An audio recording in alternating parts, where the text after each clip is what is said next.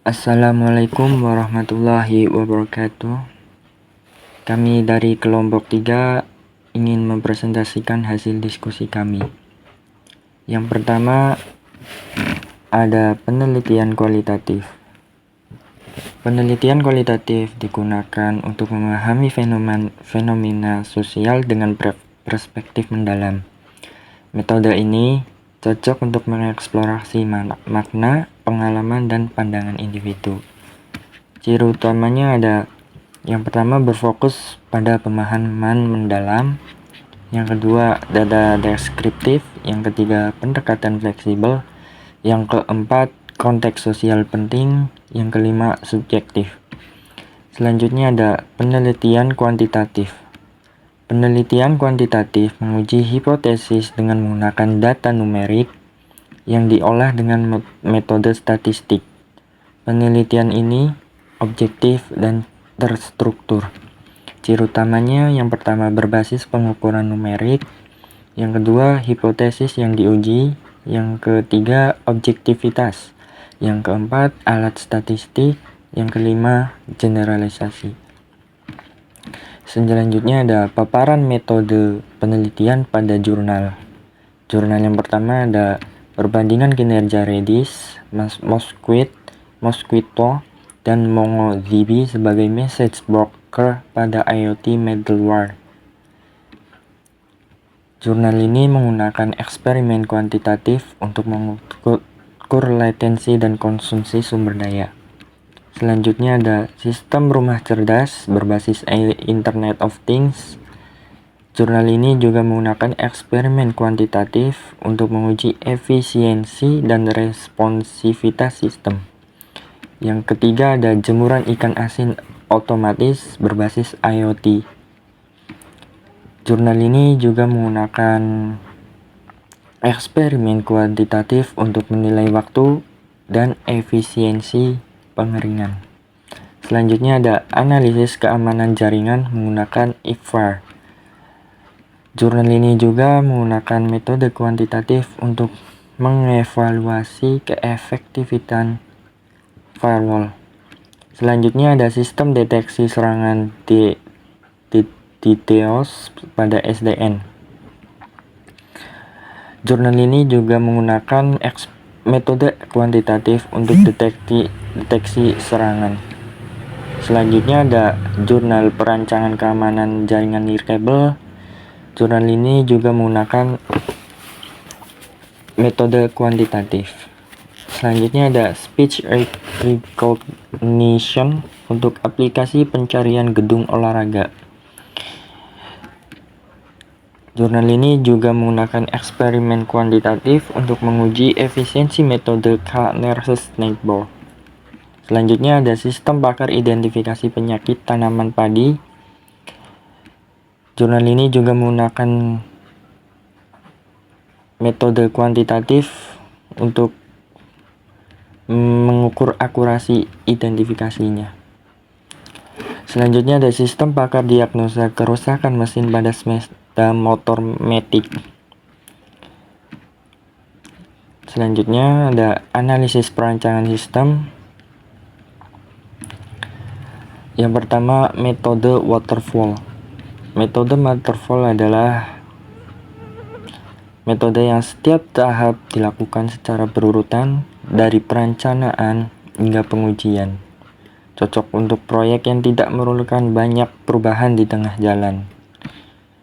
Tahap utamanya ada 1. Analisis kebutuhan. Analisis yang dibutuhkan oleh sistem itu sendiri. Yang kedua ada desain, perancangan sistemnya. Yang ketiga, implementasi, pengodaian, dan pengembangan perangkat lunak. Keempat, pengujian, yaitu sistem yang sudah dikode, diuji, dievaluasi fungsionalitas sistemnya. Yang kelima, pemeliharaan, memastikan sistem berjalan baik dalam jangka panjang. Selanjutnya akan dilanjutkan oleh rekan saya. Terima kasih. Oke, kali ini saya akan melanjutkan pembahasan dari teman saya sebelumnya. Untuk selanjutnya Saya akan menjelaskan pengertian SDLC, Software Development Life Cycle. Proses pengembangan perangkat lunak terstruktur yang memastikan sistem berkualitas tinggi. Tahapan SDLC, perencanaan, menentukan tujuan dan cangkupan proyek. Analisis, menilai kebutuhan pengguna dan sistem. Desain, membuat spesifikasi teknis. Implementasi kode sistem, pengujian, uji kinerja dan keamanan. Pemeliharaan, memperbaiki dan memperbarui sistem. Selanjutnya, pengertian metode agil. Pendekatan fleksibel untuk pengembangan perangkat lunak menggunakan iterasi singkat yang memungkinkan perubahan sesuai kebutuhan. Karakteristik utama, responsif terhadap perubahan kebutuhan bisa langsung diakomodasi. Iterasi pengembangan berlangsung dalam siklus pendek yang berulang. Kolaborasi tim, komunikasi aktif antara tim, pengembang, dan klien. Untuk selanjutnya, metode RAD atau biasa disebut dengan Rapid Application Development. Fokus pada pengembangan cepat dan penggunaan prototipe. Keunggulan, waktu pengembangan lebih singkat, cocok untuk proyek yang membutuhkan respon cepat. Tahapan, perencanaan, menentukan persyaratan secara umum. Prototipe cepat, pembuatan prototipe untuk umpan balik pengguna. Pengembangan iteratif, perbaikan berkelanjutan berdasarkan masukan pengguna. Finalisasi penyempurnaan sistem. Contoh penerapan metode dalam jurnal. Yang pertama ada IoT malware, waterfall, untuk struktur eksperimen sistematis. Kedua, sistem rumah cerdas, agile, untuk pengembangan yang fleksibel. Jemuran ikan asin otomatis. Yang ketiga, RAD untuk prototipe cepat dan penyesuaian. Keempat, keamanan jaringan IP Fire. Waterfall untuk desain keamanan terstruktur.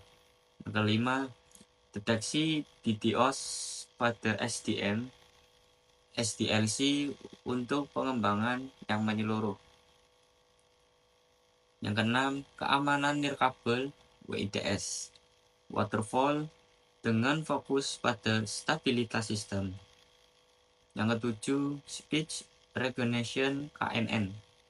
Agile untuk iterasi dan penyesuaian. Yang kedelapan, sistem pakar padi. Waterfall untuk alur pengembangan yang jelas. Sistem pakar mesin metik. Yang kesembilan, SDLC memastikan semua tahap berjalan baik. Untuk selanjutnya, penutup, ada kesimpulan. Teknologi modern seperti IoT dan sistem pakar sangat bermanfaat dalam mengatasi berbagai permasalahan. Penelitian berbasis metode kuantitatif membantu memberikan hasil yang objektif dan dapat diandalkan.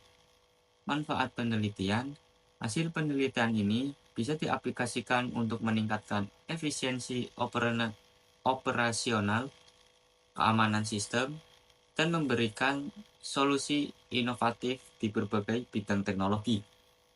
Saran untuk penelitian mendatang, pengembangan lebih lanjut bisa memperhitungkan integrasi teknologi baru seperti AI dan analisis data real-time untuk meningkatkan keandalan dan efektivitas sistem.